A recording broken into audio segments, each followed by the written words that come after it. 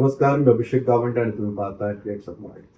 अमेरिकेतल्या उत्तर कॅरोलिनामध्ये गुरुवारी सकाळी झालेल्या एका भीषण खाजगी विमान अपघातात निवृत्त नॅस्कर म्हणजेच national association for stock car auto रेसलिंगचे रेसलर ग्रेग बिफर यांच्यासह त्यांच्या संपूर्ण कुटुंबाचा जो आहे दुर्दैवी अंत झालाय. स्टेट्सविले विमानतळावरून सकाळी सुमारे 10 वाजता फ्लोरिडाकडे झेपावलेल्या सेस्ना C550 हे खाजगी जेटमध्ये टेक ऑफ नंतर पायलटला काही क्षणांत तांत्रिक बिघाड झाल्याचं समजलं आणि त्यानं तत्काळ विमानतळावर परतण्याचा प्रयत्न केला. मात्र नियंत्रण सुटल्यानं हे जी विमान आहे ती विमानतळाजवळच जमिनीवर आदळलं आणि भीषण आग लागली.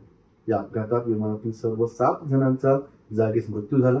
मृतांमध्ये ग्रेग बिफर वय वर्ष 55, त्यांची पत्नी क्रिस्टिना, 5 वर्षांचा मुलगा रायडर, 14 वर्षांची मुलगी एमा, डेनिस डटन, त्यांचा मुलगा जॅकब आणि बिफर यांचा जवळचा मित्र क्रेग वॅट्सवर्थ यांचा समावेश आहे. हे खासगी जेट ग्रेग बिफर यांच्या कंपनीच्या नावावर नोंदणीकृत होतं.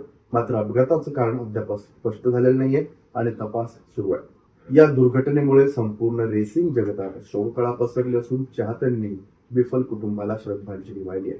बिफर याच्या जाण्यानं रेसलिंग जगताचं खूप मोठं नुकसान झाल्याची भावना जी आहे ती आता या रेसलिंग मधून ज्या त्यातले खेळाडू आहेत किंवा यंगस्टर त्यांनी व्यक्त केली. तुम्हाला व्हिडिओ कसा वाटला कमेंट करून नक्की सांगा. पाहत राहिल्याचं मराठी.